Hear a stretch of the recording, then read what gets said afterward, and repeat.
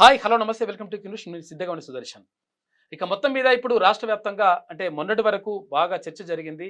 ఏం చర్చ జరిగింది అంటే తెలంగాణ తల్లి విగ్రహము మార్చిండ్రు. మార్చి తర్వాత ఇక్కడ అంతా కూడా మొత్తం మార్పు చేసిందని చెప్పేసి ఇక్కడ బీఆర్ఎస్ వాళ్ళు టీఆర్ఎస్ వాళ్ళు లొల్లి లొల్లి చేసిండ్రు రోడ్ల మీదకి వచ్చి.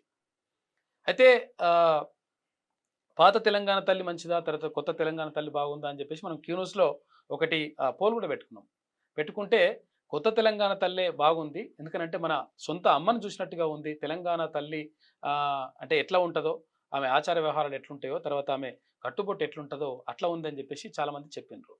అయితే దీనికి సంబంధించి ప్రధానంగా చర్చ జరుగుతున్నటువంటి నేపథ్యంలో మొన్న నందిని సిద్ధారెడ్డి తెలంగాణ సాహిత్య అకాడమీ చైర్మన్గా పనిచేసినటువంటి, గతంలో పనిచేసినటువంటి నందిని సిద్ధారెడ్డి కూడా దీనిపైన మాట్లాడాడు.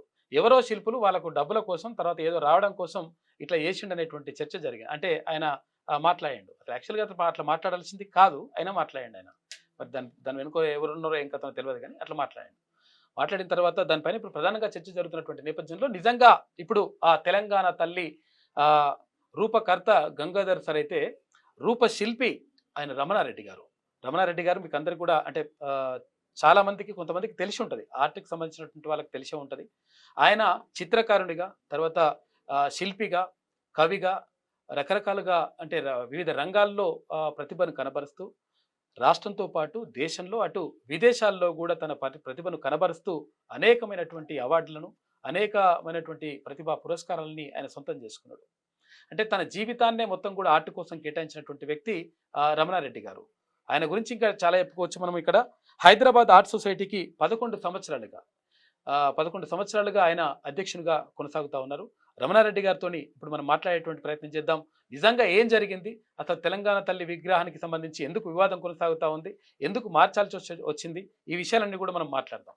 నమస్తే రమణారెడ్డి గారు, చెప్పండి. అంటే అసలు యాక్చువల్గా ఎందుకు నందిని సిద్ధారెడ్డి గారు ప్రత్యేకంగా అంటే ఎవరో శిల్పుల యొక్క లాభం కోసమో, శిల్పుల యొక్క ఏంది గిరాకీ కోసం, ఈ గిరాకీ అనేటువంటి మాట కూడా మాట్లాడినా, గిరాకీ కోసం ఇట్లా మార్చేసిండ్రు అని చెప్పేసి అంటున్నాడు. అది ఎంతవరకు సమంజసం, ఏమంటారు మీరు? అంటే నేను చిన్నప్పటి నుంచి నందిని సిద్ధారెడ్డి గారికి చాలా పరిచయం ఉన్నటువంటి వ్యక్తి. ఆయన నా గ్రోత్ చూసిన వ్యక్తి. అండ్ చాలా ఆర్టికల్స్ కూడా నా గురించి చాలా పాజిటివ్ కూడా రాశారు. సో ఏ రోజైతే నేను ఈ ఆర్టికల్ చదివినా ఆయనకు మెసేజ్ కూడా పెట్టినా, మీరు మాట్లాడిన పద్ధతి బాగాలేదు, ఆ లాంగ్వేజ్ బాగాలేదు అని చెప్పి. దానికి కూడా ఆయన పాజిటివ్గా నా మీద రాసిన ఆర్టికల్ కూడా నాకు పంపించడం జరిగింది. కానీ ఒక రకంగా చూసినట్టయితే ఏదో ఒత్తిడితోటి ఆ మాటలు అన్నట్టు అనిపిస్తుంది నాకు. నమస్తే తెలంగాణ పేపర్లో ఏమని రాసిండు ఒకసారి అది చదువుతారు. అది ఇది తెలంగాణ గ్రామీణ స్త్రీని మాతృమూర్తిగా కొలిచే రీతిలో కొత్త విగ్రహ రూపు ఉన్నదని శిల్పులు కూడా వివరణ ఇచ్చారు కదా అనే ఒక క్వశ్చనర్ కి ఆయన ఎక్స్ప్లెయిన్ చేస్తూ, నందిని సిద్ధారెడ్డి గారు ఎక్స్ప్లెయిన్ చేస్తూ, శిల్పులకు గిరాకీ కావాలి, తమ గిరాకీ కోసం చరిత్రను మారిస్తే ఎలా, ఇదే శిల్పి నిన్నటి దాకా అమరధామం అంటే అమరవీరుల స్మృతి చిహ్నం చేశారు, ఆ పేరుతో ఆ ప్రభుత్వాన్ని ఖర్చు పెట్టించారు. సో ఇప్పుడు తెలంగాణ తల్లి పేరుతో ఖర్చు, ఈ ఖర్చులో మిగుల్చుకోవడం తప్ప ఇందులో ఆ శిల్పులకి తెలంగాణ సోయి ఎక్కడున్నది? శిల్పులను, కవులను ఈ ప్రభుత్వం సరిగ్గా అర్థం చేసుకోవాలి. తెలంగాణ చైతన్యాన్ని, అస్తిత్వాన్ని నిరంతరం కాపాడుకునే ప్రయత్నం ఈ ప్రభుత్వం చేస్తే మంచిది అని ఏ గ్రామీణ మహిళ ఆ విగ్రహంలో ఉన్నట్టు నేను చూస్తలేను అని ఆయన చాలా చెప్పుకొచ్చు. ఆయన ఉద్దేశంలో అసలు ఇందులో గ్రామీణ స్త్రీయే లేదు. సో తను గిరాకీ కోసమే ఇట్లా శిల్పులు అట్లా అది దుర్మార్గమైన పదజాలాలు. ఆయన ఏమన్నా సామాజిక సేవ చేశాడా, లేకపోతే ఆయన కొన్ని డికేట్స్ గవర్నమెంట్ స్కూల్ టీచర్గా ఉండి గవర్నమెంట్ జీతం తీసుకొని, డిగ్రీ కాలేజ్ లెక్చరర్గా జీతం తీసుకొని, ఆ తర్వాత కూడా ఆయన చైర్మన్గా ఉన్నప్పుడు ఆయన ఏమన్నా ఫ్రీ సర్వీస్ చేసిండా? తెలంగాణ సాహిత్య అకాడమీకి చైర్మన్గా పనిచేసి, సో ఏదో కోట్లు, ఇంకా కొన్ని వేరే దగ్గర అయితే కోట్లు సంపాదించి కోట్లు ఇచ్చిండ్రు అన్నారు. అది ఆయనకి మరి నాకు కోట్లు 17 కోట్లు ఇచ్చిందని ఒక ఆడియోలో రకరకాలుగా మొత్తం కోట్ల ముచ్చటనే జరుగుతుంది. అంటే ఆయనకి పాత ప్రభుత్వంలో కోట్లు చూసి ఆ రకంగా ఏమన్నా కోట్లకి అలవాటు అయిపోయిందేమో, ఐడియా లేదు. కానీ నేను ఆయన నుంచి ఆ పదజాలాలు ఎక్స్పెక్ట్ చేయలేదు. ఆయన ఒక మంచి మేధావి. సో ఆయన ఒక గౌరవప్రదమైనటువంటి దీంట్లో ఉన్నటువంటి వ్యక్తి. సో అలాంటి వ్యక్తి ఇలాంటి వొకాబులరీ, ఆయనకి ఏదన్నా వ్యక్తిగత అభిప్రాయం తెలంగాణ తల్లి మీద ఒక భావన ఉంటే చెప్పుకోవడంలో తప్పలేదు. కానీ ఈ శిల్పుల్ని తీసుకురావడం ఈ సమస్యలో చాలా దుర్మార్గమైంది. అండ్ ముఖ్యంగా నేను ప్రభుత్వానికి ఒక ఆలోచన ఉంటుంది, గౌరవ ముఖ్యమంత్రులకి ఒక ఆలోచన, ఒక పాలసీ ఉంటుంది. సో వాళ్ళు వాళ్ళ ఆలోచనని ఇంప్లిమెంట్ చేసుకోవడానికి కోసం కళాకారుని పిలుస్తారు. ఇప్పుడు గత ప్రభుత్వంలో కేసీఆర్ గారు కొన్ని 10-20 డిజైన్లు తెప్పించుకున్నారు. ఆయన సాటిస్ఫై కాలేదు. ఆయనకి 3 సంవత్సరాలు పట్టింది. చివరికి నాకు R&B అఫీషియల్ చెప్పారు, అప్పటి గణపతి రెడ్డి గారు, ENC ఇంజనీరింగ్ చీఫ్ గారు చెప్పారు, సో ఏంటి ఇంత పెద్ద దేశంలో ఒక మంచి డిజైన్ ఇచ్చే వాళ్ళు లేరా? దేనికి సంబంధించి? అమరజ్యోతి, అమర స్మారకం, అమరవీరుల స్మారకానికి.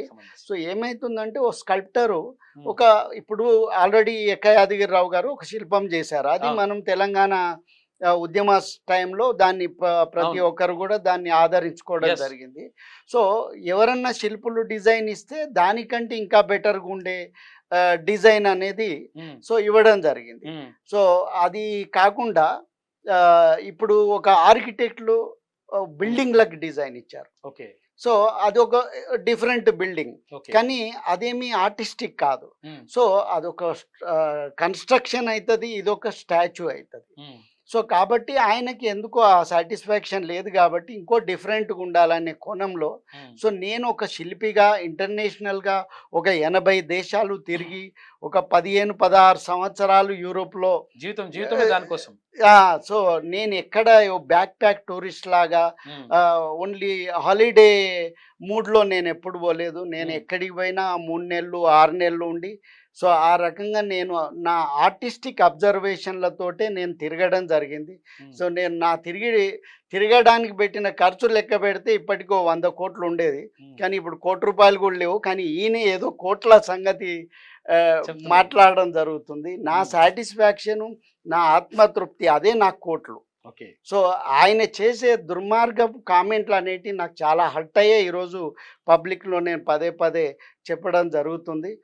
నిజంగా 17 కోట్లు వచ్చినాయి. ఇప్పుడు టోటల్ ప్రాజెక్టు పేపర్ మీద ఉన్న వాల్యూ ప్రకారమే 5,30,00,000 అని ఏదో చదివినా. ఇప్పుడు నేను చేసిన శిల్పానికి 92-93 లక్షలు, అది 20 ఫీట్ల అడుగు, దానికి 7.5-8 టన్నుల బరువు. సో ఆ 7 టన్నులు అమ్ముకుంటేనే 30 డబ్బులు వస్తాయి అంతే మాకు ఇచ్చిన దాంట్లో. సో ఇక ఈయన ఆల్రెడీ కాంస్య విగ్రహానికి ఎగ్జాక్ట్లీ. సో మేము మళ్ళీ high quality imported Britain made colours, అంటే ఎక్కడ కాంప్రమైజ్ కాలేదు. సీఎం రేవంత్ రెడ్డి గారి ఆలోచన మేరకు మా శాయశక్తుల దాన్ని రిప్రజెంట్ చేయాలనే ఉద్దేశంతోటి ముందర కాబట్టి ప్రతిష్టాత్మకం ఫస్ట్ చేస్తున్నాం, మాకు ప్రెస్టీజియస్. సో అది ఇంకో 10 ఏళ్ళు అయినా కానీ దానికి ఏమాత్రం ఇబ్బంది కలగద్దు, ఏమాత్రం కావద్దు, అది మా క్రెడిబిలిటీ అది. సో ఇప్పుడు మీరు అమరజ్యోతి చూడండి, ప్రపంచంలో ఎక్కడా లేనటువంటి స్ట్రక్చర్ అది. దానికోసం అమరజ్యోతి రూపశిల్పి కూడా మీ దగ్గర? అమరజ్యోతి రూపశిల్పి ఒకటే కాదు, సెక్రటరియట్ ముందర ఉంటది కదా, అంటే ఇప్పుడు ఇక్కడ హుస్సేన్ సాగర్ పక్కన ఆపోజిట్, సెక్రటరియట్ ఆపోజిట్ ఉంటది. సో దానికి నేను ప్రత్యేకమైనటువంటి మెటీరియల్ ఎట్లుంటే బాగుంటది అంటే ప్రపంచంలోనే ఒక యూనిక్. ఎందుకంటే అమరులు వాళ్ళ ఆత్మార్పణ చేసినారు, వాళ్ళ బలిదానాలతోటి మనం ఈరోజు తెలంగాణ సాధించుకున్నాం. నాయకులు అనేవాళ్ళు ముందున్నారు కొందరు. సో అన్ని పార్టీలు అక్కడ ఇన్వాల్వ్ కావడం, అందరూ తోడ్పడడం ద్వారా మనకు తెలంగాణ అది సాధ్యమైంది. కానీ ఇక్కడ ఈ బలిదానాలకి వాళ్ళు అంత ఆత్మార్పణ చేసి త్యాగం చేస్తే సో వాళ్ళకు ఒక మంచి మెమోరియల్ ఇవ్వాలి. ఆ మెమోరియల్ అనేది చిరకాలం వాళ్ళ జ్ఞాపికని ఉంచాలనే ఉద్దేశంతో ఒక 1000 సంవత్సరాలు కూడా చెక్కు చెదరని విధంగా ఒక హైయెస్ట్ గ్రేడ్ 316L అనే గ్రేడ్ తోటి సో ఆ స్టెయిన్లెస్ స్టీల్ తోటి తయారు చేయడం జరిగింది. సో అట్లా ఇప్పుడు ఇక్కడున్న తెలంగాణ తల్లి కూడా అలాంటి సబ్జెక్ట్ తోటే మనం చేయడం జరుగుతుంది. ఓకే. అయితే ఇప్పుడు అది బిల్లులు మరి అప్పుడు కేసీఆర్ చేసిండ్రు, మీరు అమరవీరుల జ్యోతి చేసిండ్రు. చేసిన తర్వాత దానికి బిల్లులు బాగానే ఇచ్చిండు, మంచిగా ఇచ్చిండు పైసలు. అంటే ఇది ఇక నేను ఇంతవరకు ఎక్కడ చెప్పుకోవాల్సిన పరిస్థితి రాలేదు.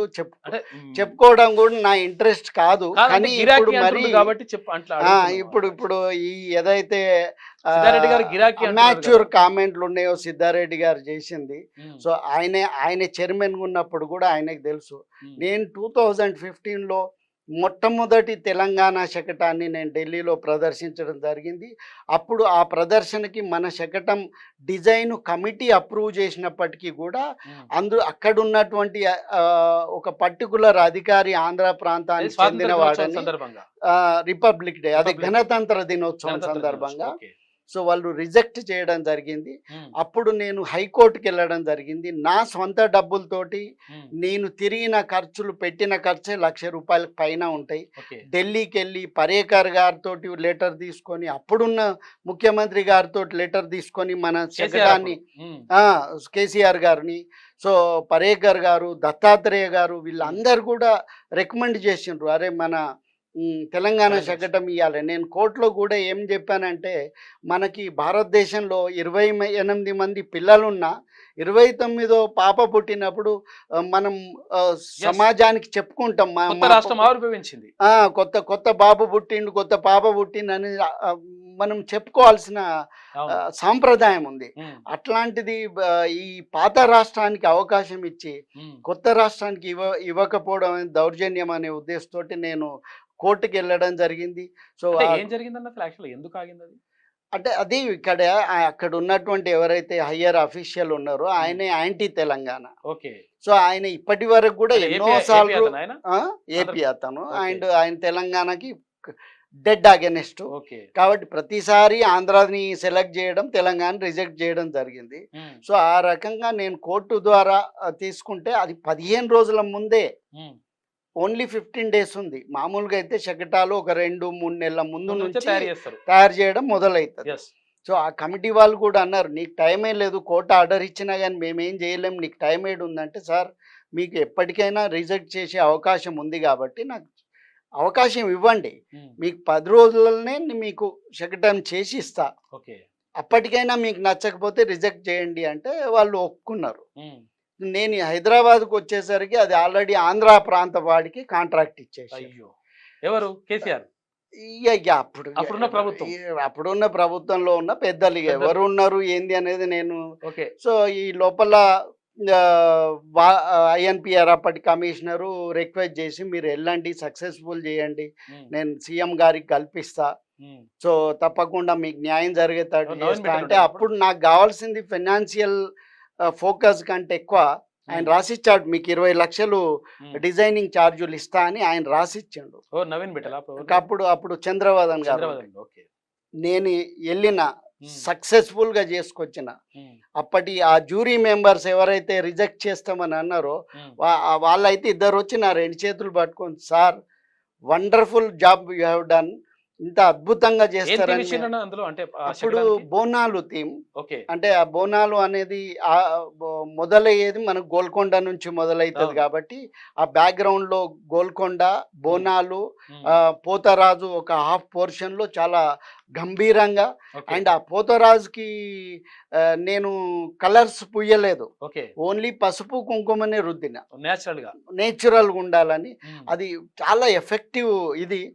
దాన్ని చూసిన తర్వాత మీకు అప్పటి విజువల్స్ తెలుస్తాయి. అప్పుడు అక్కడ తెలంగాణ వాళ్ళ అది మొదటి శకటం 2015లో మొట్టమొదటి గణతంత్ర దినోత్సవం ఏర్పడ్డ తర్వాత ఆ అరుపులు అంటే జై తెలంగాణ అనే నినాదాలు అన్ని దేశవ్యాప్తంగా టీవీలలో వినబడ్డాయి.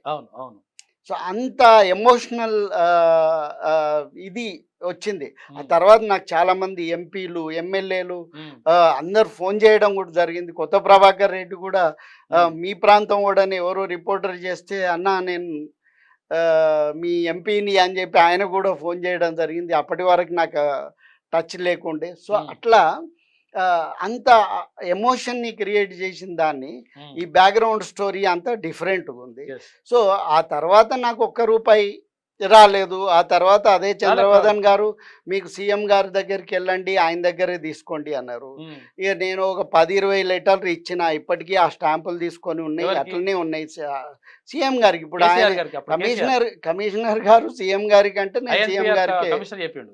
సో అప్పుడు సీఎం గారికి దగ్గరున్న వ్యక్తులకు కూడా చెప్పిన.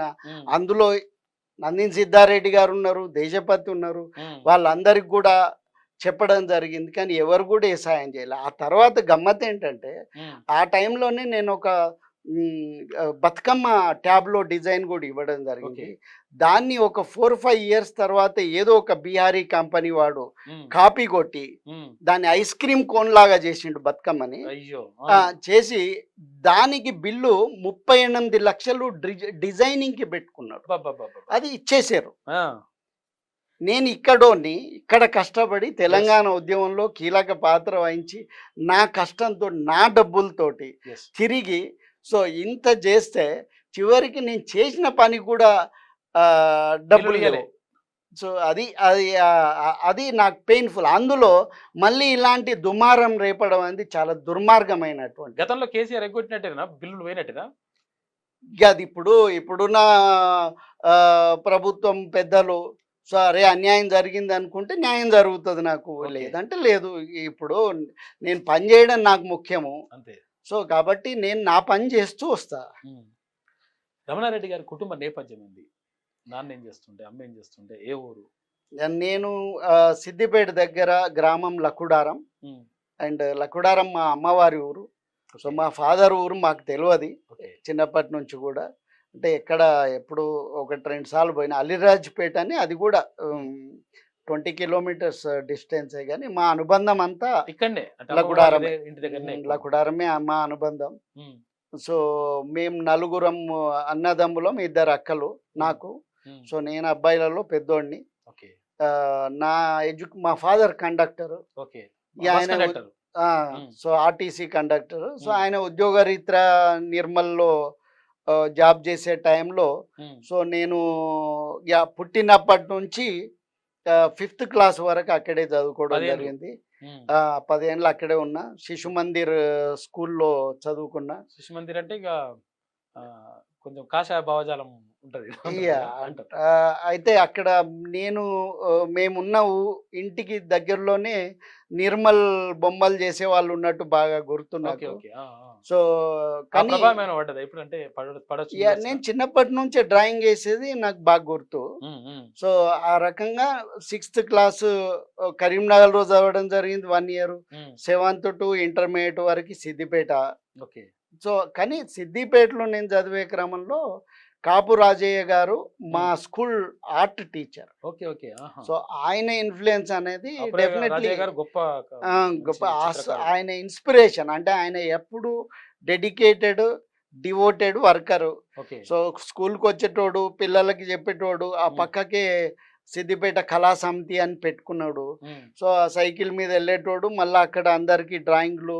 ఉమ్, ఆయన 24 hours ఆయనకి అదే ప్రపంచం. ఉమ్, అది నాకు బాగా ఉమ్, ఇంప్రెస్ ప్రభావితం అయింది. ఆ చేసింది. ప్రభావం అనేది ఇప్పటికి కూడా నేను ఉమ్, డబ్బుల గురించి ఆలోచించకుండా పనిచేస్తుంటా. ఓకే. అది ఆ అలవాటు నాకు ఆయన నుంచి వచ్చింది అనుకోవచ్చు. విద్యార్థి దశలో ఉద్యమాలు కూడా అంటే పాల్గొంటారు. తర్వాత ఇంకోటి అంటే RSS తర్వాత RSU వరకు రెండు ఉన్నాయని చెప్పేసి అంటుంటారు. అది ఇంతవరకు.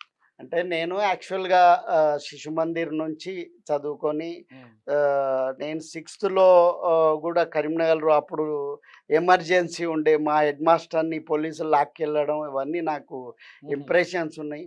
నాకు కొంత సామాజిక చైతన్యం, సామాజిక స్పృహ ఉండడం అనేది జరిగింది. కానీ ఈ రాజకీయాల్లో ఈ వ్యత్యాసాలు అనేటివి ఆ ఏజ్లో, నా ఏజ్ 17 years అప్పుడు.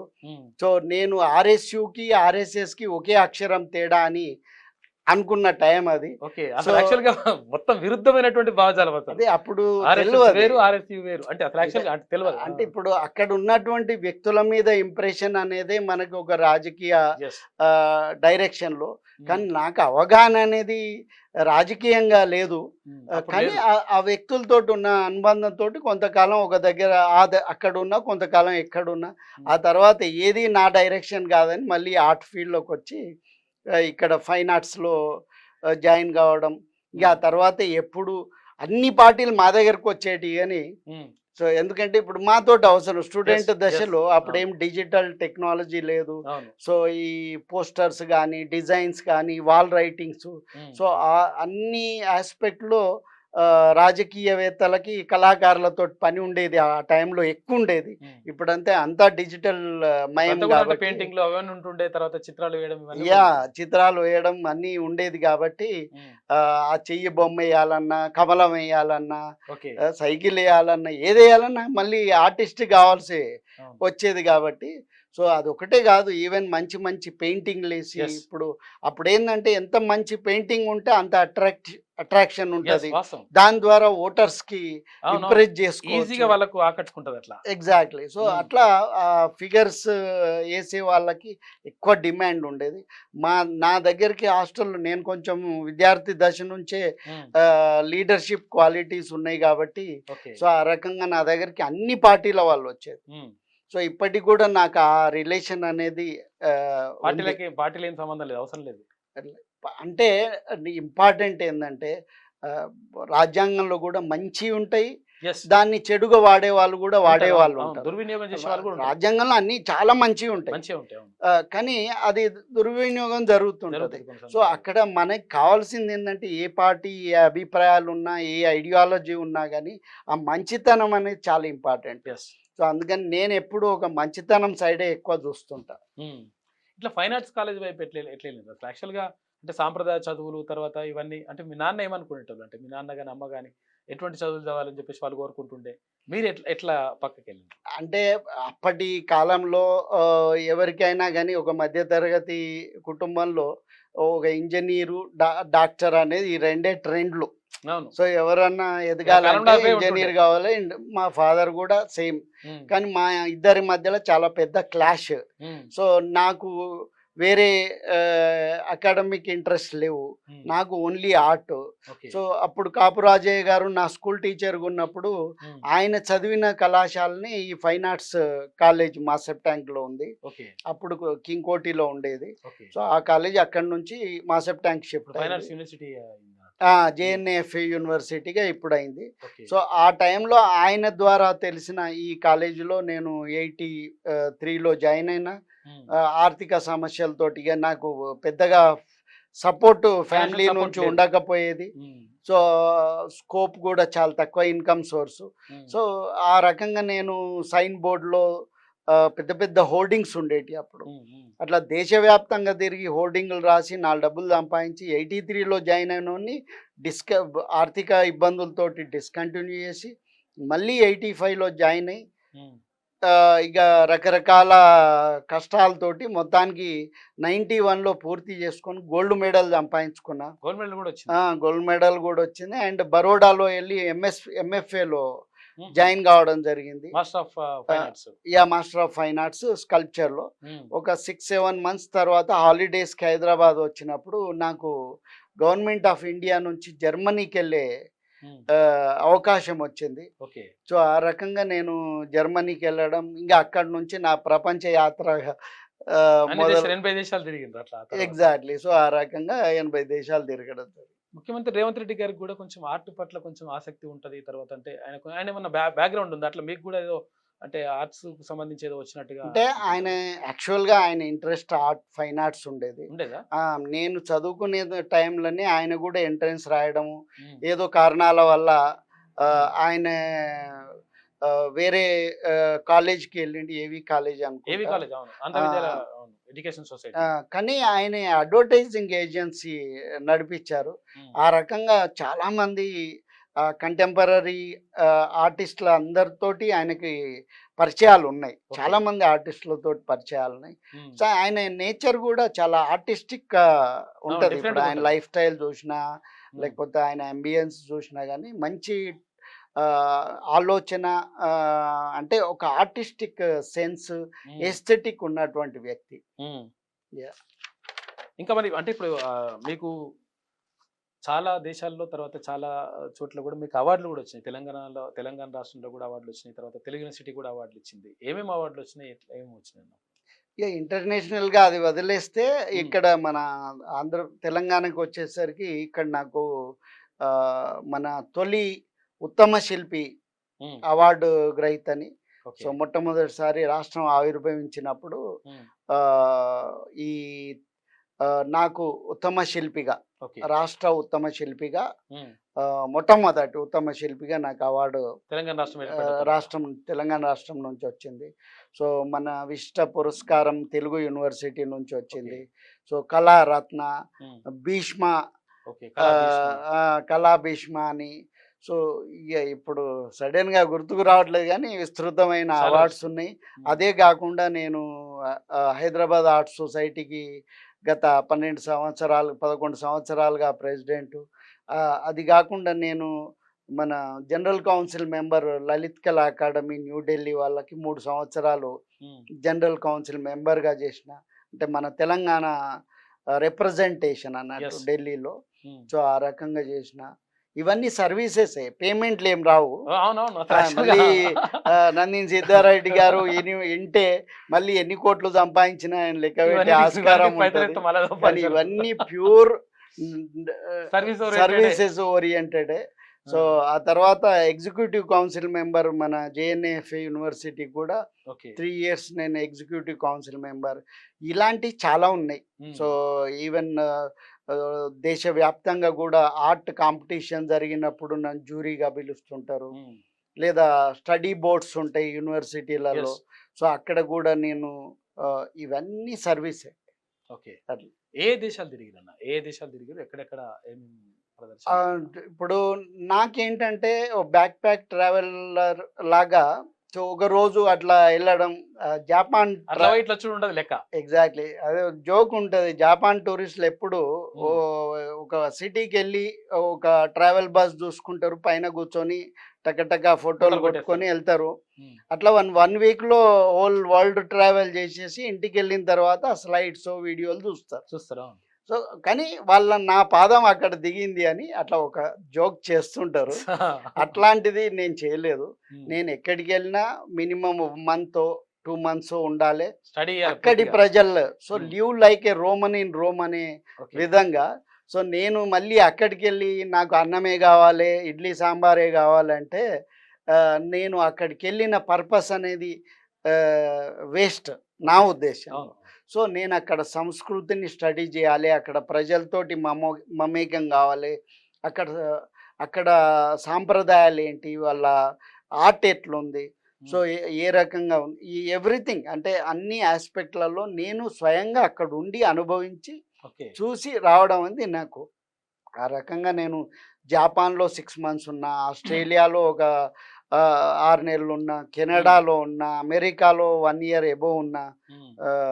సో ఇట్లా నేను ఇటలీ, ఇంగ్లాండ్, యూరోప్లో ఇక maximum Switzerland. So everything.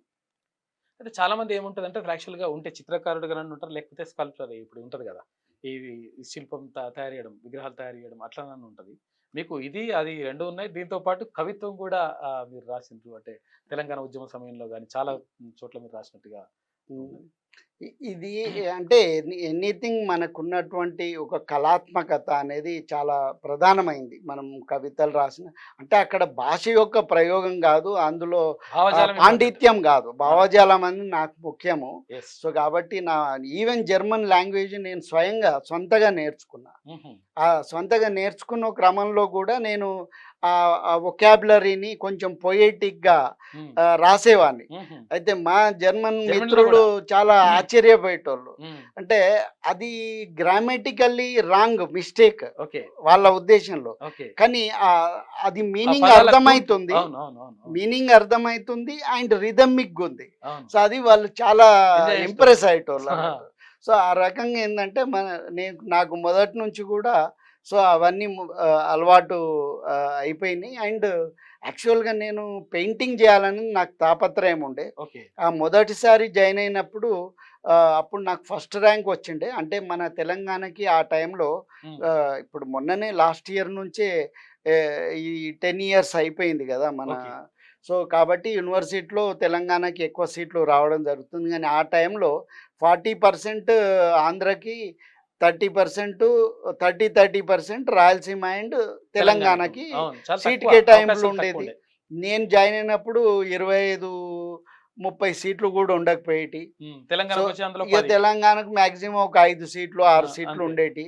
So అందులో నేను ఫస్ట్ ర్యాంక్ వస్తే గానీ, ఫస్ట్, సెకండ్ ర్యాంక్ వస్తే గానీ సీట్ రాదు. మొదటిసారి నాకు రిజర్వేషన్ కూడా లేదు కదా అప్పుడు. అది ఒక ప్రాబ్లమ్. సో ఉమ్, అట్లా నాకు మొదటిసారి పెయింటింగ్ వచ్చింది. కానీ ఆర్థికంగా నేను మెయింటైన్ చేయలేదు.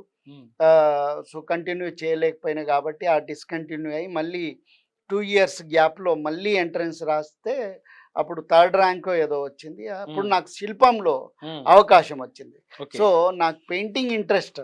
ఉమ్, కానీ అనివార్యంగా శిల్పంలో జాయిన్ అయినా. ఓకే. సో అది నాకు కాన్ఫిడెన్స్ లేకుండే కొంచెం శిల్పంలో. ఉమ్, కానీ ఏదో ఇట్లా రోడ్డు మీద వెళ్తుంటే నాకు ఒక చిన్న బొమ్మ ఏదో జీసస్ క్రైస్ట్ అది మన ముళ్ళ కిరీటం. కిరీటం ఉంటుంది. సో ఆ పెయిన్ఫుల్ ఎక్స్ప్రెషను, ఆ పెయిన్లో డివోషన్ లాంటి Yes. ఫీలింగు. ఓకే. సో అది ఒక చిన్న ఫేస్ ఉమ్, అదేదో నాకు బాగా నచ్చి, అరే ఇదేదో ఎక్స్పెరిమెంట్ చేద్దాం నాకు నేను. అవును సో నేను కేపబులా కాదా అవును. శిల్పంలో అని అది ఒక చిన్న డిజైన్ చేసిన మట్టితోటి. ఉమ్, అది చాలా బాగా వచ్చి మా క్లాస్మేట్లు అందరూ కూడా చాలా ఇంప్రెస్ అయినరు. ఉమ్, ఈ లోపల ఒక మిత్రుడు జర్నలిస్ట్ కూడా వచ్చి ఫోటో తీసుకుంటే ఉమ్, అది ఆంధ్రజ్యోతిలో ఫ్రంట్ పేజీలో వేసిండ్రు అప్పుడేదో ఓకే. మన క్రిస్మస్ సందర్భంగా. సందర్భంగా అవును అవును. సో అది నా ఫస్ట్ స్కల్ప్చర్. ఓకే. ఇక ఆ తర్వాత అది ఫుల్ కాన్ఫిడెన్స్ ఇచ్చింది. నేను విగ్రహాలు ఐఎమ్ చేయడంలో. గుడ్ ఎట్ స్కల్ప్చర్ అని. ఓకే. సో ఇక అప్పటి నుంచి నా శిల్పకళ అనేది ఇక కంటిన్యూ. సో ఉమ్, ఇటు పెయింటింగ్ కానీ స్కల్ప్చర్ కానీ సో 2 ప్యారలల్గా చేస్తూ వస్తుంటాయి. రమణారెడ్డి గారికి బాగా పేరు తెచ్చిన శిల్పాలు కానీ లేదంటే చిత్రాలు కానీ ఎక్కడెక్కడ, అంటే ఏవేవి మీకు అనిపిస్తాయి? అంటే నేను చాలా ప్లేసెస్లో మీరు చాలా పుస్తకాలకు కూడా, అంటే మేము తీసుకొచ్చిన పుస్తకాలకు కూడా మీరు అంటే అంటే మా జలేంద్ర రెడ్డి సార్ అని చెప్పేసి మా సార్ ఉండే, గంటా జలేంద్ర రెడ్డి గారు, ఆయన పుస్తకాలకు కూడా చాలా పుస్తకాలకు మీరు చిత్రాలు వేసి ఇచ్చిండ్రు. అంటే తెలంగాణ ఉద్యమం అనేది నన్ను ఒక డిజైనర్గా కూడా మలవడానికి ఆస్కారం ఇచ్చింది. సో అక్కడ ఉద్యమంలో చాలా వరకు పోస్టర్లు, లోగోలు, బుక్ కవర్ డిజైన్లు సో ఈ రకంగా మనం చేయాల్సి వచ్చేది కాబట్టి అందులో ఆ ఏరియాలో పనిచేసే వాళ్ళు కూడా తక్కువ మంది, ఉన్న వాళ్ళకి డిమాండు లేదా మనీ. నేను ఎక్కడా ₹1 డబ్బు తీసుకోలేదు. ఏ డిజైన్‌కి కూడా ₹1 ఛార్జ్ చేయలేదు. ఎవ్వరు వచ్చినా తెలంగాణ అనంగానే ఫస్ట్ ప్రయారిటీ.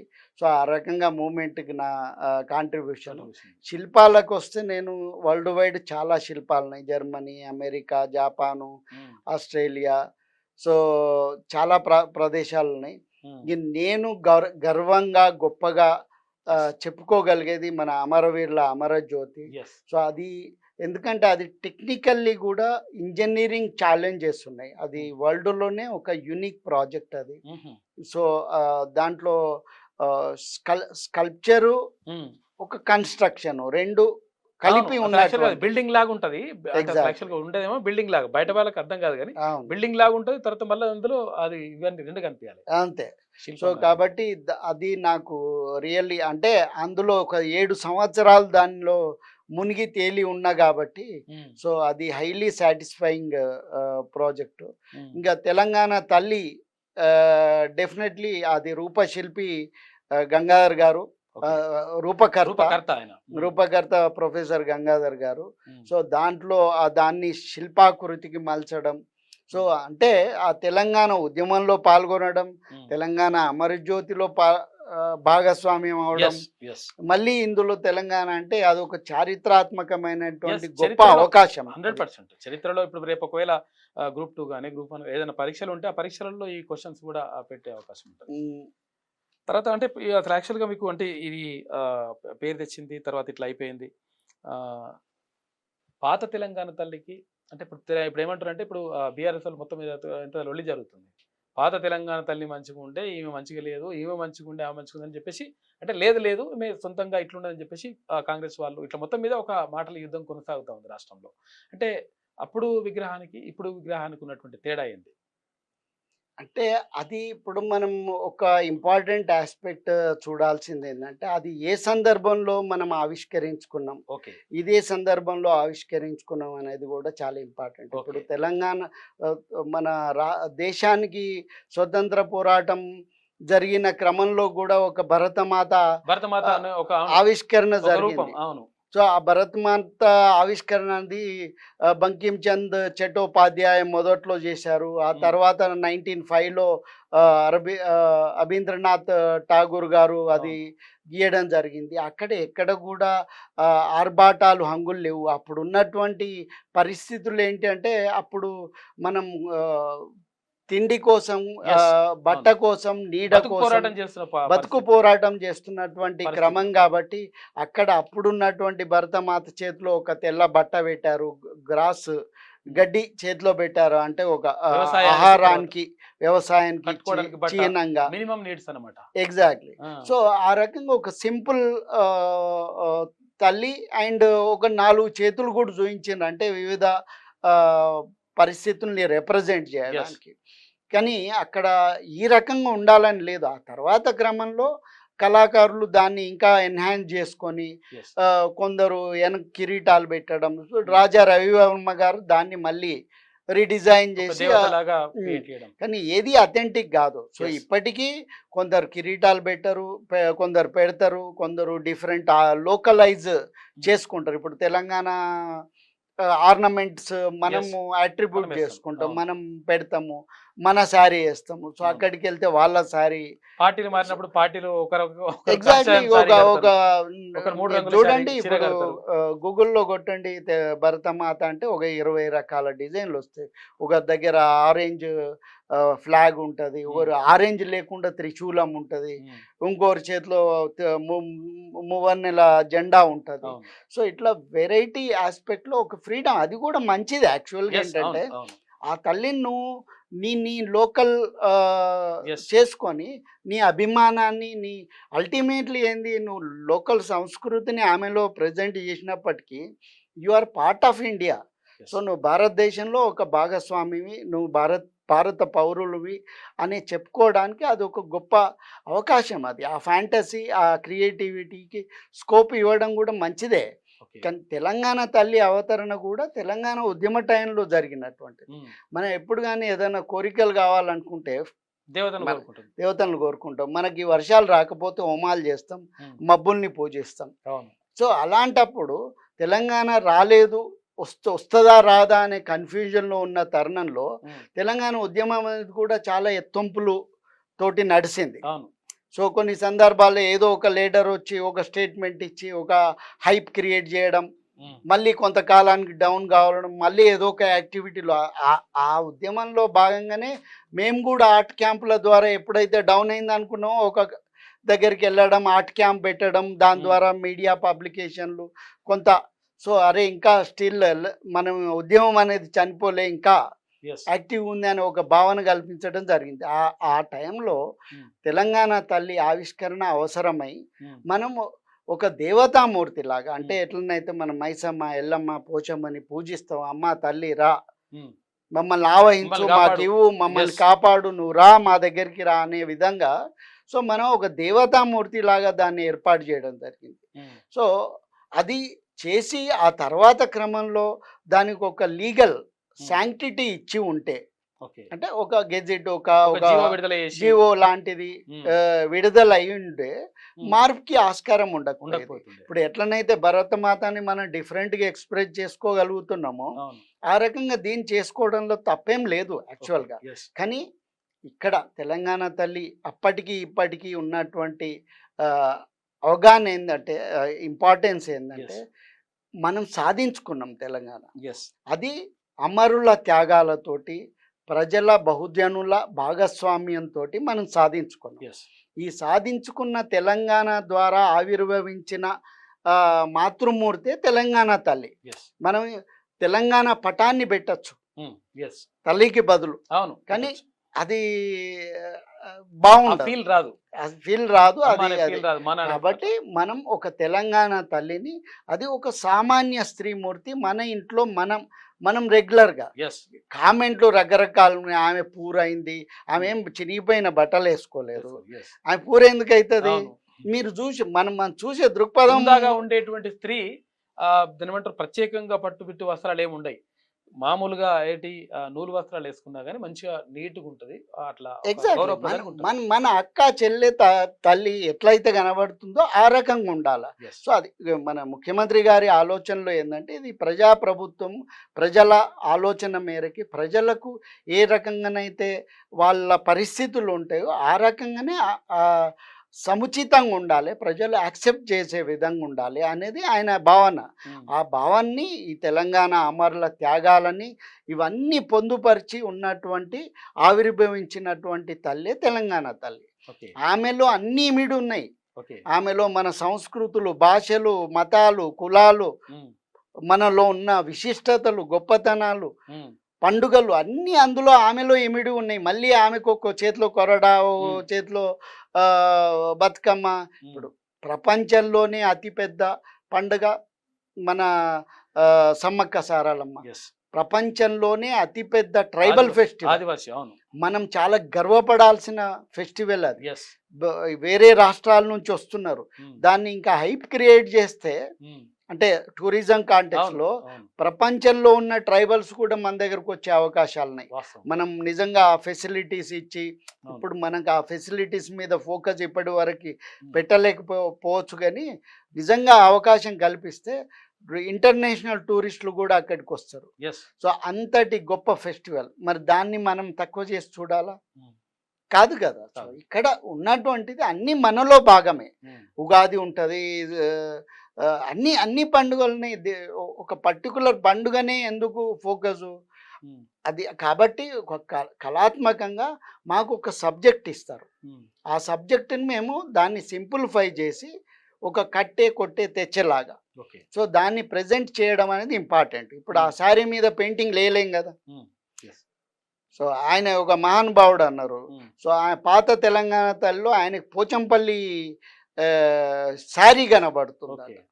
అంటే అది కామెంట్లు చేయడానికి చాలా ఉంటాయి. ఈ మధ్య కొన్ని కామెంట్లు అంటే మన కాకతీయుల నుంచి ఏ రకంగా సో మన చరిత్ర ఉంది అని ఎక్స్ప్లెయిన్ చేస్తూ ఈ తెలంగాణ తల్లికి ముడిపెట్టే ప్రయత్నాలు.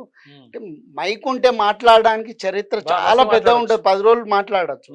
దాన్ని ఒక బొమ్మలు ఎట్లా చేస్తావు అనేది ఇంపార్టెంట్ కదా, అది మేం చేయాల్సిన పని. మీరు సబ్జెక్ట్ చెప్పండి, మేము దాన్ని చేస్తాము. సో ఆ రకంగానే సో ఇక్కడ ఈ తెలంగాణ తల్లి నేను సొంతకు కూడా నా అభిప్రాయం మేరకు కూడా తెలంగాణ అమరులు లేకుండా తెలంగాణ సాధ్యం కాలేదు. కాబట్టి నువ్వు వాళ్ళని గుర్తించకుండా ఇంకా తెలంగాణ తల్లిలో ఏదో విశిష్టత కావాలనుకోవడం అనేది అమరుల త్యాగాలు తెలంగాణ లేదు. ఎగ్జాక్ట్లీ. అండ్ ఇంకొకటి ఏంటంటే నేను అన్నట్టు భరతమాతలో ఆ ఫ్రీడమ్ ఉన్నప్పుడు ఎందుకు తెలంగాణ తల్లిలో ఆ ఫ్రీడమ్ ఉండద్దు? భరతమాతకి ఈ రకంగానే ఉండాలనే రూల్ గీత లేదు. సో ఒకవేళ నిజంగానే ఆ అభిప్రాయం ఉంటే గత ప్రభుత్వం ఒక జీవో, ఇప్పుడు మన తెలంగాణ చిహ్నాలని జీవోలు ఇష్యూ చేశారు కదా, పాలపేట, జమ్మి చెట్టు అని చెప్పేసి ఇవన్నీ వచ్చినప్పుడు అదేమో ఒక పాయింట్ యాడ్ చేసి ఉంటే అయిపోయేది కదా అందులోనే. సో కాబట్టి అది దానికి ఒక గెజిట్ ఒక అథెంటిసిటీ రాలేదు. కాబట్టి ఆ ఫ్రీడమ్ తీసుకోవచ్చు. అది తప్పుగా ఊహించుకోవాల్సిన అవసరం లేదు. ఉమ్, అదేదో తెలంగాణకు సంబంధం లేనిది ఏదో తెచ్చి పెడితే ఉమ్, ఏమన్నా గగ్గోలు పెట్టినా కానీ ఓ మీనింగ్ ఉంటుంది. ఉమ్, సో మన తల్లిని మనం ఆడ పెట్టుకుంటే అందులో ఆర్నమెంట్ లేవు అంటే ఇక మీ అమ్మలకి ఇచ్చుకోవచ్చు ఆర్నమెంట్లు, కానీ ఉమ్, మరి ఆమె అందరికీ సముచితంగా ఉండాలి. yes, పేదలు ఉంటారు, ధనికులు ఉంటారు, అందరూ మధ్యస్థ వాళ్ళు ఉంటారు. కాబట్టి మన సాంప్రదాయమైనటువంటి ఆర్నమెంట్లు అది లిమిటేషన్లో ఉమ్, పెట్టాలి. కాబట్టి అది పెట్టినాం. ఆడ పూరు రిచ్ అది ఇక నానార్థాలు పెడార్థాలు మనం ఏ బుద్ధద్దం పెడితే ఉమ్. ఏ రకమైన అద్దాలు పెట్టుకుంటే ఆ రకంగా కనబడుతుంది. అయితే ఇప్పుడు పాత తెలంగాణ తల్లి కవిత లెక్క ఉన్నది, కల్వకుట్ల కవిత లెక్క ఉన్నది, అందుకనే మార్చిందో అనేటువంటి ఆరోపణలు కూడా డిస్కషన్ నడుస్తుంది సోషల్ మీడియాలో. ఏమంటారు?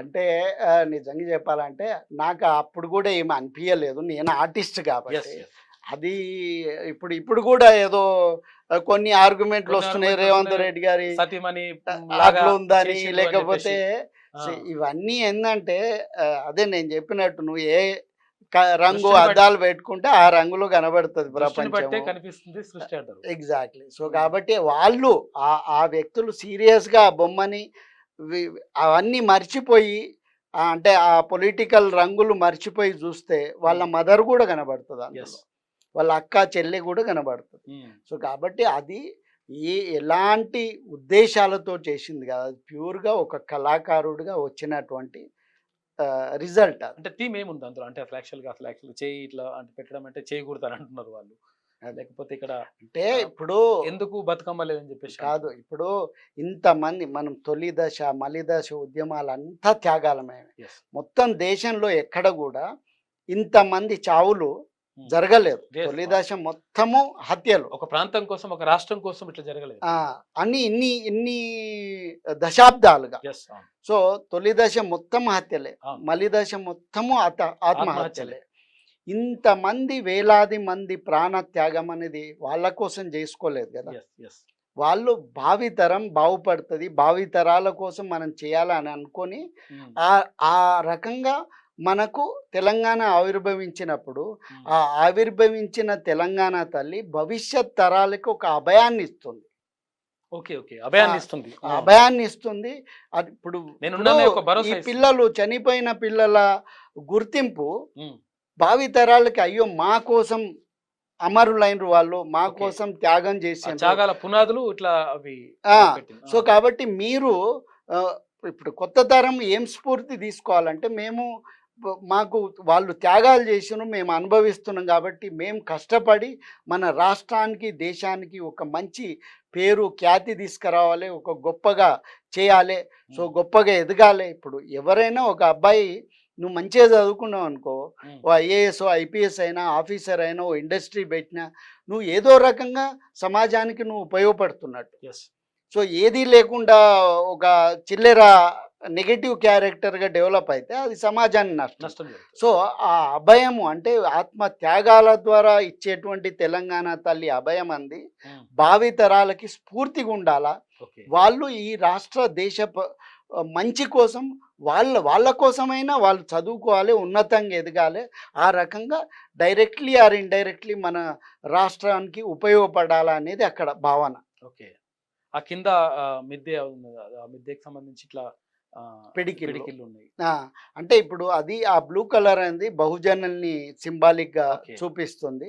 ఉమ్, అందులో ఉన్నటువంటి పిడికిళ్ళు అనేటి ఉద్యమాన్ని, ఓకే, అమరుల్ని సూచిస్తుంది. ఓకే. అక్కడి నుంచి ఈ చేతులు చేతులు, తెలంగాణ తల్లిని ఆ, పైకి ఎత్తడం. ఎత్తుతుంది. అవును. సో ఆ రకంగా అందులో కొందరు కామెంట్లు అవే కాళ్ళు తొక్కి ఆ తల్లి వచ్చి తొక్కుతుందా ఇంకే అంటే అది ఇప్పుడు తల్లిని ఎత్తుపట్టడం అట్లా దాన్ని తల్లిని మన Yes. అదృష్టము అది. అవును. మన తల్లిని నెత్తిలో ఇప్పుడు ఎత్తుకుంటాం ఎవరైనా అంటే విగ్రహాలు ఎత్తుకుంటాం మనం. ఇప్పుడు అసలు యాక్చువల్గా ఏదన్నా ఊరేగింపులు జరిగేటప్పుడు విగ్రహాలు ఎత్తుకుంటాం. అదే అట్లంటే మనం అంటున్నా. తన్నినట్ట. ఇప్పుడు కామెంట్లు చేయడానికి నోరొకటి చాలు, కానీ దాంట్లో విషయం అర్థం చేసుకోవాలంటే కొంచెం ఆలోచించాలి. సో అది ఇంపార్టెంట్. ఓకే.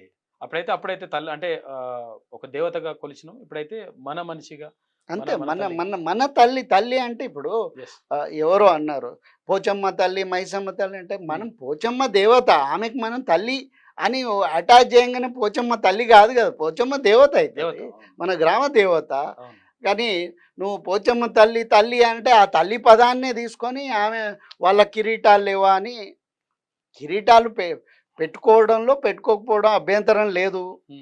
ఇప్పుడు భరతమాతకి మనం పెట్టుకున్నాం, పెట్టుకోలేము. కానీ ఆ శాంక్టిటీ లేదు కాబట్టి, ఒక జీవో లేదు కాబట్టి అప్పుడు ఆ అవకాశం దొరికింది.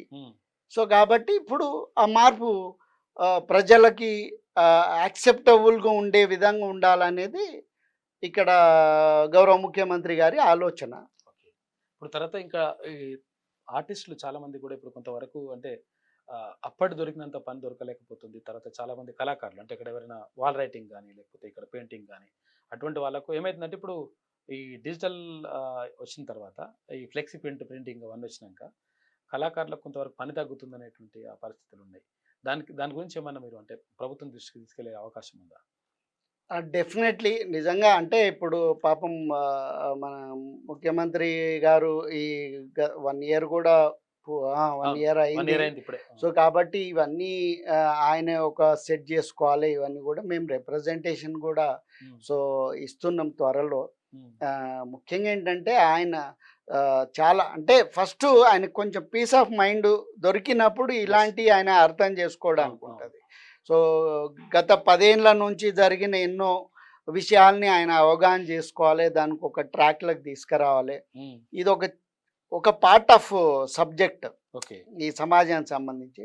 కానీ ముఖ్యంగా కొన్ని నేను చెప్పదలుచుకుంది ఏంటంటే డెఫినెట్లీ ఇప్పుడు ఒకప్పుడు మన హైదరాబాద్ అనేది సినీ ఇండస్ట్రీ వాళ్ళకి ఒక పెద్ద హబ్ ఉండేది. సో హోర్డింగ్స్ అవన్నీ కూడా అద్భుతంగా తయారయ్యేటి, అన్ని హ్యాండ్ పెయింటింగ్. ఇప్పుడు ఎక్కడ ఏ హోర్డింగ్ అవసరం లేదు. ఎగ్జాక్ట్లీ. సో ఇప్పుడు అన్ని డిజిటల్ టెక్నాలజీ వచ్చింది, ఫ్లెక్సీలు వచ్చేసినాయి. సో సైన్ బోర్డ్ ఆర్టిస్టులు వీళ్ళంతా కూడా ఆల్మోస్ట్ లేకుండా పోయినరు. కానీ ఇప్పుడు మనం ఈవెన్ రోడ్ బ్యూటిఫికేషన్స్, చౌరస్తాల బ్యూటిఫికేషన్ చూస్తున్నాం. అది కూడా గత ప్రభుత్వంలో జరిగిన పనే కంటిన్యూ లాగా అనిపిస్తుంది. సో ఎక్కడ చూడు గతంలో అంటే మన తెలంగాణ రాకముందు కూడా మన ఆంధ్రప్రదేశ్లో, హైదరాబాద్లో ఎలాంటి ఆర్ట్ వర్క్ లేకపోయేటి. పబ్లిక్ ప్లేసెస్లో ఏదో అడప అంటే మ్యాక్సిమం పబ్లిక్ స్కల్ప్చర్లు అంటే రాజకీయవేత్తలే అంతే. కానీ బయోడైవర్సిటీ ఎప్పుడైతే వచ్చిందో 2000లో, ఆ బయోడైవర్సిటీ పేరు మీద కొంత ఫండ్స్ రావడం, దాని బ్యూటిఫికేషన్ వాడడం ద్వారా అప్పుడు అన్ని ఎనిమల్స్ని, సో బయోడైవర్సిటీ ఎనిమల్ సబ్జెక్ట్ కాబట్టి బర్డ్స్, ఎనిమల్స్ ఈ రకంగా చౌరస్తాల్లో కొంత వర్క్ ఎగ్జాక్ట్లీ. ఇక అన్ని చోట్ల కూడా అవే ఎనిమల్స్, బర్డ్స్ ఈ రకంగా జీవ వైవిధ్యాన్ని మనం రిప్రజెంట్ చేస్తూ వచ్చినాం. కానీ ఆ ట్రెండ్ ఇంకా కంటిన్యూ అవుతుంది. గత ప్రభుత్వంలో కంటిన్యూ అవుతుంది, ఈ రోజుకి కంటిన్యూ అవుతుంది. కానీ నిజంగా చెప్పాలంటే మన సంస్కృతి, మన అభివృద్ధి, మన ప్రోగ్రెస్ అనేది మన కళాకారులు చేసినటువంటి వర్కులు పెట్టడం ద్వారానే అది కనబడుతుంది. ఇప్పుడు డెవలప్డ్ నేషన్స్ లో ఉన్నటువంటి శిల్పాలు చూస్తే ఆ ప్రాంత కళాకారులు చేసినటువంటి శిల్పాలకు ప్రాధాన్యత ఇస్తారు.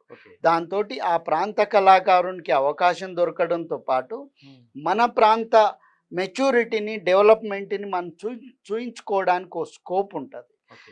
ఎనిమల్స్, బర్డ్స్ అనేటి ఏదో పార్కులోనో ఇంకెక్కడో కొన్ని సందర్భాల్లో పెట్టుకోవచ్చు, లేదా సందర్భోచితంగా కొన్ని జూ పార్క్ ఏరియాలో పెట్టుకోవచ్చు. కానీ అది ప్రతి చౌరస్తాలో పెద్ద పెద్ద ఏనుగులు, దున్నపోతులు ఇవి పెడితే హైటెక్ సిటీలో ఈ ఎనిమల్కి ఏం రిలేట్ అవుతుంది? సో కాబట్టి ఆ అవకాశం మన శిల్పులకు రావాలి. మన దగ్గర విస్తృతమైనటువంటి శిల్పులు ఉన్నారు. కానీ టెక్నికల్గా ప్రాబ్లం ఉంది. గత ప్రభుత్వంలో కానీ అంతకుముందు కానీ ఉన్నటువంటి ప్రాబ్లం ఏంటంటే, సో ఎవరు దాన్ని సెలెక్ట్ చేయాలి, ఏ బేసిస్ మీద సెలెక్ట్ చేయాలి, మళ్ళీ సెలెక్ట్ చేస్తే ఏదైనా ఇబ్బందులు అవుతాయా, లేదా దానికి టెక్నికల్గా ఎవరు, ఇప్పుడు మామూలు గోడ అంటే దానికి ఒక సిస్టమ్ ఉంటుంది. ఫలానా గోడ కట్టడానికి ఇన్ని ఇటుకలు, ఆ క్వాలిటీ ఇట్లా ఉండాలి, ఇంత సిమెంట్ పెట్టాలనేది రేషియో ఉంటుంది. శిల్పం అనేసరికి దానికి టెక్నికల్ ప్రాబ్లమ్స్ ఉంటాయి. సో మొన్న ఏదో మహారాష్ట్రలో ఒక శివాజీ స్టాచ్యూ కూలిపోయింది. సో దానికి ఎవరు బాధ్యులు? సో మేము ఐఏఎస్లుగా లేకుంటే ఇంకా ఆఫీసర్స్గా బాధ్యత తీసుకోలేం కదా. సో ఇలాంటి కొన్ని డౌట్స్, ఇవి ఉన్నాయి. సో వాటన్నిటికి కూడా ఒక కంక్లూజన్ చేయొచ్చు. కానీ ప్రభుత్వంలో ఉన్న పెద్దలు ఒక సమయం కేటాయించుకోగలిగితే సో దానికొక క్లారిఫికేషన్ ఇచ్చి మన ఆర్టిస్టులకి అవకాశం ఇవ్వగలిగితే మన గొప్పతనం మనం ప్రపంచానికి చాటినట్టు ఉంటుంది. అంటే ఇంకా ఆర్టిస్టుల కోసం ఇంకేమైనా ప్రతిపాదనలు పెడుతుంటారు అంటే యాక్చువల్గా ఇప్పుడు వాళ్ళకు ఉపాధి పూర్తి స్థాయిలో లభించని వాళ్ళకు గవర్నమెంట్ పనులు ఏమన్నా వాల్ రైటింగ్స్ కానీ లేకపోతే అటువంటి ఏమన్నా ఇవ్వాలన్నటువంటి అంటే ఇప్పుడు ఉన్నటువంటి పెయింటింగ్లు అందరూ విద్యార్థులు చేస్తున్నారు. ఫైన్ ఆర్ట్స్ సంబంధించిన విద్యార్థులు చేస్తుండ్రు, నిరుద్యోగులు నేర్చుకొని కూడా చేస్తున్నారు. సో చేస్తున్నారు. అది ఓకే. నేను ఆ పెయింటింగ్ వరకు పర్వాలేదు, బాగానే ఉంది. ఓకే. సో ఆ పెయింటింగ్ అనేది మనకి ఓ సీజన్ వరకు ఉంటుంది. అవును. మళ్ళీ ఇంకో సీజన్లో కొత్త పెయింటింగ్. కానీ ఓ శిల్పం అనేది ఒకసారి పెడితే మళ్ళీ మళ్ళీ తీయలేదు. తీయనికి ఉండదు. సో కాబట్టి మనం పెట్టే చాలా హైటెక్ ఏరియాలో దున్నపోతును పెట్టడంలో మీనింగ్ ఏముండదు. అవును. సో కాబట్టి అది మనం కొంత ఆలోచించి మన గొప్పతనాన్ని చాటుకుంటాడు, Yes. మన కళాకారులను మనం ప్రమోట్ చేసుకోవడం చాలా ఇంపార్టెంట్. సో దానికి కొంత సమయం కేటాయించుకొని ప్రభుత్వ పెద్దలు సరే ఈ దీనికి ఒక పాలసీ లాంటిదో ఒక ఆలోచన చేయడం అనేది చాలా ముఖ్యం. ఓకే. అంటే ఇక అప్పటికి ఇప్పటికి అంటే తెలంగాణ రాకముందుకి తెలంగాణ వచ్చిన తర్వాత 10 ఏళ్ళు అయినా కానీ ఏం మార్పు కనబడతలేదు ఒక కళాకారుడిగా నాకు. ఓకే. తర్వాత ఇక్కడ మొన్న ముఖ్యమంత్రి రేవంత్ రెడ్డి గారు ఇక్కడ ఏది డాక్టర్ బిఆర్ అంబేద్కర్ ఓపెన్ యూనివర్సిటీలో ప్రత్యేకంగా ఒక స్థలం కేటాయించిండ్రు. తర్వాత దీనికి ఆర్ట్ గ్యాలరీకి సంబంధించి ఏదో చేస్తాను అంటున్నారు. అంటే అది చేస్తే ఎట్లుంటుంది అంటే ఎలాంటి అవకాశాలు ఉంటాయి? మనది హైదరాబాద్ అనేది చాలా డ్రాస్టికల్లీ డెవలపింగ్. అది మొత్తం మన దేశాన్నే హారిజెంటల్గా డెవలప్ అయ్యే స్కోప్ ఉన్నటువంటి ఏకైక పట్టణం నగరం ఎస్. హైదరాబాదు. సో మన గౌరవ ముఖ్యమంత్రి గారు కూడా స్కిల్ డెవలప్మెంట్ మీద అవును. చాలా Focus ఫోకస్ పెట్టిండ్రు పెడుతున్నారు. ప్రత్యేకంగా. ఈవెన్ మోడీ గారి ప్రభుత్వం కూడా స్కిల్ డెవలప్మెంట్ మీద ఫోకస్ పెడుతున్నారు. సో ఈ స్కిల్ డెవలప్మెంట్లో ప్రధానమైనటువంటి ఈ ఫైన్ ఆర్ట్స్లో ఉన్న కోర్సులలో చాలా ఉపయోగపడతాయి. సో అది సినిమాటోగ్రఫీ కావచ్చు, ఫోటోగ్రఫీ, అప్లైడ్ ఆర్ట్, యానిమేషను, ఇవన్నీ industry related, architecture okay. And and మనకి అవసరం ఉన్నటువంటి కోర్సెస్ కాబట్టి వీటిని మనం ఎన్హాన్స్ చేసుకోవాలి, డెవలప్ చేసుకోవాలి. అదేంటంటే ఎప్పుడో స్టార్ట్ అయినప్పటి నుంచి అట్లనే నడుస్తుంది. దానికి ముఖ్యమైన కారణం ఏంటంటే ప్లేస్ లేదు. ఓకే. సో ఇక్కడ అవును, JNFA ఉంది కానీ అక్కడ మాసెట్ తక్కువ place, ట్యాంక్ లో మాసెట్ ఉన్న ట్యాంక్ లో. JNFU ఒక చిన్న కాలేజ్ లాగా ఉంది అంతే. 2 బిల్డింగ్లు ఉన్నాయి. అవును. ఒకటి 40-45 ఏళ్ళ ఓల్డ్, ఉమ్. ఒకటి 60 ఏళ్ళ ఓల్డ్. అవును. దాన్ని కూలగొట్టలేరు, దీన్ని కూలగొట్టలేరు, అవును. పైన కట్టలేరు. ఉమ్. సో ఏది చేసినా అది ఇబ్బందే. అవును. కాబట్టి ఇది డెవలప్ కావాలి. మన గౌరవ ముఖ్యమంత్రి గారి ఆలోచనలో ఇంకా కొంచెం స్కోప్ పెరిగి విద్యార్థులకి భావితరాలకి ఒక స్కిల్ డెవలప్మెంట్ ఈ రూట్లో ఉమ్. అభివృద్ధి చెందాలంటే ఫైన్ ఆర్ట్స్ కాలేజ్కి పెద్ద ప్లేస్ కావాలి ఓకే. అని నేను మొట్టమొదటిసారి ముఖ్యమంత్రి గారిని ప్రతిపాదన కలిసినప్పుడు నేను రిప్రజెంటేషన్ ఆయనకి ఇవ్వడం జరిగింది. ఓకే. సో అంటే లలిత్ కళా అకాడమీ పునరుద్ధరించాలి. 1984లో మ్మ్. అది ఎన్టీ రామారావు సీఎంగా ఉన్నప్పుడు బ్యాన్ చేసిండ్రు. ఓకే. అప్పటి కళా నుంచి అకాడమీ. ఈ రోజు వరకు పునరుద్ధరించలేదు. గత ప్రభుత్వం వాళ్ళు కూడా 2015 ఎలక్షన్స్లో ఉమ్. 2014 ఎలక్షన్లో కూడా వాళ్ళు వాళ్ళ మేనిఫెస్టోలో రాసుకున్నారు ఉమ్. అకాడమీల రివైవింగ్, లలిత్ కళా అకాడమీ రివైవింగ్ అని. కానీ ఈ రోజు వరకు కూడా ఆ రివైవింగ్ జరగలేదు. సో కాబట్టి ఈ రివైవింగ్ ద్వారా అది కూడా ఆయనకి రిప్రజెంటేషన్. అది కాకుండా మనకి రీజనల్ సెంటర్స్ ఒక చెన్నైలో ఉంది రీజనల్ సెంటర్, Okay. సౌత్ ఇండియాకే. మ్మ్. సో హైదరాబాద్ చాలా డ్రాస్టికల్లీ డెవలపింగ్ సిటీ. సో మనకి ఆ రీజనల్ సెంటర్ వస్తే మనకి ఎంతో గర్వకారణం. Yes. అంటే అది లలిత్ కళా అకాడమీ అండర్లో నడిచేటువంటిది. సో ఇక్కడ ఒక రీజనల్ సెంటర్ పెట్టాలని రవీంద్ర భారతిని మళ్ళీ కొత్త డిజైన్ చేయాలి. ఆయన ఏదో ఏషియన్ అప్పుడు ఏదో గొడుగు లెక్క ఏదో పుట్టగొడుగు అంటే లెక్క. అది కేసీఆర్ అప్పుడు ఏదో డి- వేయించారు. అది అంటే ఇప్పుడు అది ఎట్లున్నదంటే ఓ ఫ్యాంటసీ ఇమేజ్ లాగా ఉంది. ఆ, ఇప్పుడు మనము గేమ్స్లలో పిల్లలు ఆడుతుంటే ఆ రకరకాల ఇమేజ్లు బొమ్మలు వస్తాయి వస్తాయి, కదా. అవును. సో అది నువ్వు ఇక్కడ వచ్చింది టెక్నికాలిటీ. ఇప్పుడు ఆ బొమ్మ గీసిండ్రు ఆయన సిద్ధారెడ్డి గారు అవగాహన రాహిత్యంగా మాట్లాడిన ఏదైతుందో ఆ ప్రభుత్వాన్ని ఇది చేసిండ్రు. ఆ ప్రభుత్వంలో ఇన్ని కష్టాలు పడి చేసినప్పటికీ నాకేం డబ్బులు రాలే. కాంట్రాక్టర్కి అయితే రాలే ఇంకా కూడా. 98% పోయింది, ఉమ్, నాకు ఇప్పటికీ 40% వచ్చింది. ఆ, ఇంక మిగతా పైసలు రాలే. మిగతా పైసలు రాలేదు. ఉమ్, అది నేను 7 ఏళ్ల నుంచి పని చేస్తుంటే నాకు అటెండర్ జాబ్ చేసినట్టు నాకు వచ్చిన డబ్బులు. ఇక మీకు ఈజీ అర్థం అర్థమైతే, కావడానికి అవును, అవును. చెప్తున్నా. ఉమ్, సో అక్కడ నేను ఈయన ఆ మాటలు అనేటివి కూడా ఉమ్, ఇక ఆయన మరి ఏ ఫీడ్బ్యాక్లో ఎవరి ఫీడింగ్ తోటి ఉమ్, మాట్లాడిండు నేనైతే ఆయన స్వయంగా ఆయన నోరుతోటి అన్నాడని. ఉమ్. కానీ ఎవరు అనిపించిండ్రు నాకు పక్కన తెలియదు. హరీష్ రావు గారు సో కూడా అది ఉంటుంటారు. అంత ప్రెషర్ తోటి ఆయన అనాల్సిన అవసరం ఏమొచ్చిందో కూడా నాకు అర్థం కాలేదు. ఉమ్, కానీ అక్కడ ఏంటంటే ఇవన్నీ ఛాలెంజింగ్ జాబ్స్. yes. సో మనం టెక్నికల్గా, ఇంజనీరింగ్ వైజు, ఆర్కిటెక్చరల్గా ఎవ్రీథింగ్ ఆడ నువ్వు అర్థం చేసుకుంటే కానీ ఆ రిజల్ట్ రాదు. Yes. సో అది మనము వరల్డ్లోనే ఫస్ట్, అంటే one of the unique project ఇండియాలో ఓన్లీ వన్ ప్రాజెక్ట్ ఆ టెక్నాలజీ తోటి చేసింది. సో అక్కడికి రేవంత్ రెడ్డి గారు తర్వాత ఎవరు మన రాహుల్ గాంధీ కూడా ఒకసారి వచ్చి 2 సార్లు వచ్చినట్టుగా. నిజంగా చెప్పాలంటే మనకు ప్రతిపక్షంలో ఉన్నప్పుడు రేవంత్ రెడ్డి గారు ఒకసారి మళ్ళీ రాహుల్ గాంధీ గారిని కూడా తీసుకొని ఒకసారి లోపల ఆయన చూశారు. ఓకే, కనీసం అమరజ్యోతికి. అప్పుడు ఆ ప్రభుత్వంలో ఆయన వచ్చినందుకన్నా కనీసం భయానికో భక్తికో ఆ రిజల్ట్ వచ్చింది. కంప్లీట్ చేసిర్రు. సో కాబట్టి డెఫినెట్లీ ఆయన రాక అనేది దాని మీద డెఫినెట్లీ ప్రభావం చూపించిందని నేను ఖచ్చితంగా నమ్ముతున్నాను. ఓకే. ఇంకా భవిష్యత్తులో అంటే ఎలాంటి ఇంకా ప్రాజెక్టులు చేపట్టాలనుకుంటున్నారు, తర్వాత ఎట్లుండాలని చెప్పేసి అనుకుంటున్నారు తెలంగాణలో ఆర్ట్కి సంబంధించి ఎలాంటి నిర్ణయాలు తీసుకుంటే బాగుంటుంది ప్రభుత్వం తరఫున? అంటే ఇప్పుడు మనం make in India, make in Telangana కాంటెక్స్లో మనం ప్రపంచాన్ని ధీటుగా కాంపిటీట్ చేసేటువంటి ఆ, పరిస్థితుల్లో ఉన్నాము. ప్రభుత్వాలు కూడా ఆ రకంగానే ప్రోత్సాహంలో ఉన్నాయి. కానీ అవకాశాలు అనేటి మనం చేయగలిగే కెపాసిటీ ఉంది, కానీ ఆపర్చునిటీస్ అనేది ఇంపార్టెంట్. Yes. కానీ జనరల్గా గత ప్రభుత్వంలో ఏం చేశారంటే ప్రతిదీ ఏదో బయటి దేశాలకు కాంట్రాక్ట్ ఇవ్వడం జరిగింది. అట్లా కాకుండా మనము ఇదే యూనిటీ స్టాచ్యూ లాగా ఏదైతే చైనాలో చేసిందో అది మనం ఇండియాలో హైదరాబాద్లో కూడా చేయొచ్చు. ఓకే. 300 ఫీట్ల శిల్పం కూడా హైదరాబాద్లో మనం నిర్మించుకునే సత్తా, కెపాసిటీ, టెక్నాలజీ, నాలెడ్జ్ ఉంది.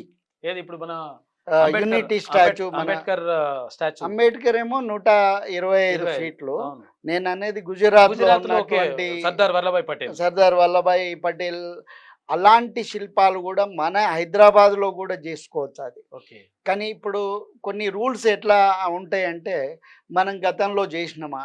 ఉమ్.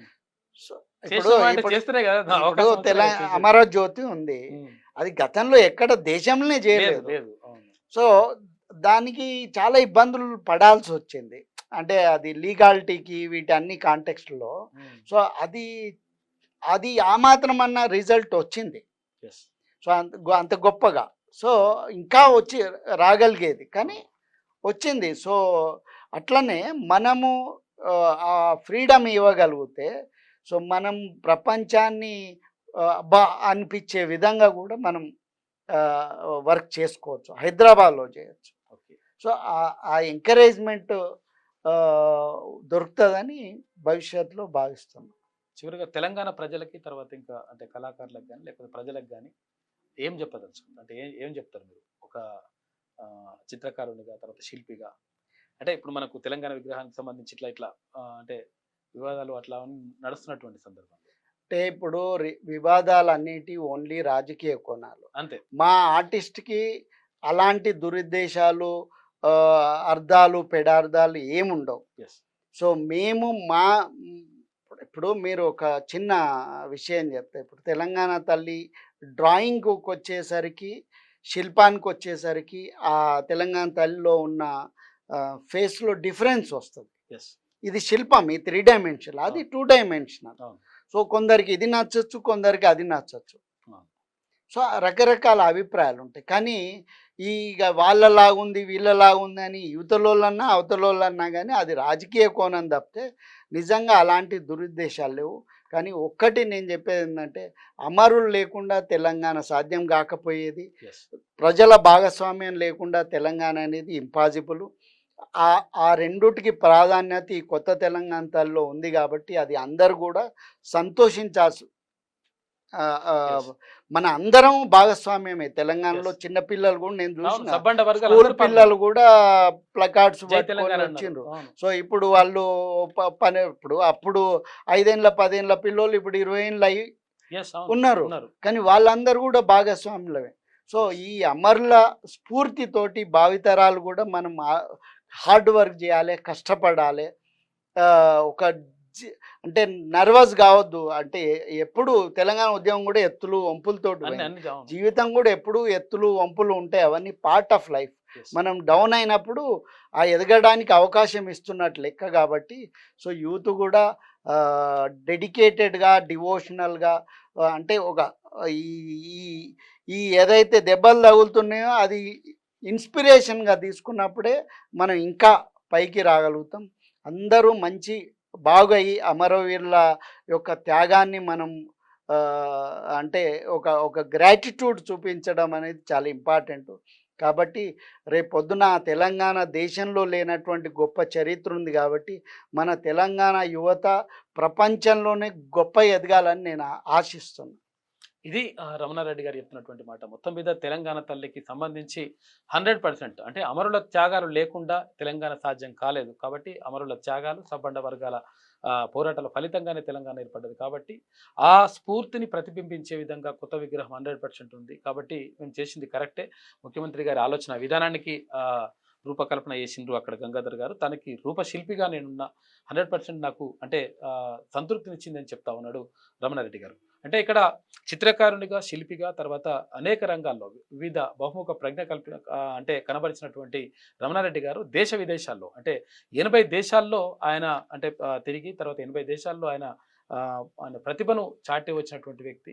కాబట్టి ఎన్నో అవార్డులు సొంతం చేసుకున్నటువంటి వ్యక్తి. కాకపోతే ఏంటంటే బయట సమాజానికి పెద్దగా అంటే ప్రత్యేకంగా ప్రచారం కోసం కాకుండా ఆయన పని మీదనే దృష్టి పెట్టేటువంటి వ్యక్తి కాబట్టి దాని గురించి పెద్దగా పట్టించుకోలేదు. 100% నేను చేసింది కరెక్టు అని చెప్పేసి ఆయన చెప్తున్నటువంటి మాట. కాబట్టి నందిని సిద్ధారెడ్డి గారు అంటే ఏదైతే మరి వ్యాఖ్యలు చేసిండో ఆయన సొంతంగా చేసిండా లేకపోతే తర్వాత మరి ఎవరైనా వెనకాల ఉండి చేయించిన అనే విషయం పైన మాత్రం ఇంకా మనకైతే తెలియదు. కానీ మొత్తం మీద ఇదైతే కరెక్ట్ కాదని చెప్తా ఉన్నారు. కాబట్టి తెలంగాణ స్ఫూర్తిని ప్రతిబింబించే విధంగా విగ్రహం ఉంది అని చెప్పేసి స్పష్టం చేస్తున్నా ఉన్నారు రమణారెడ్డి గారు. ఇది ఇవాళ రమణారెడ్డి గారితో పెట్టుకున్నాం. నమస్తే అన్న. నమస్తే అండి.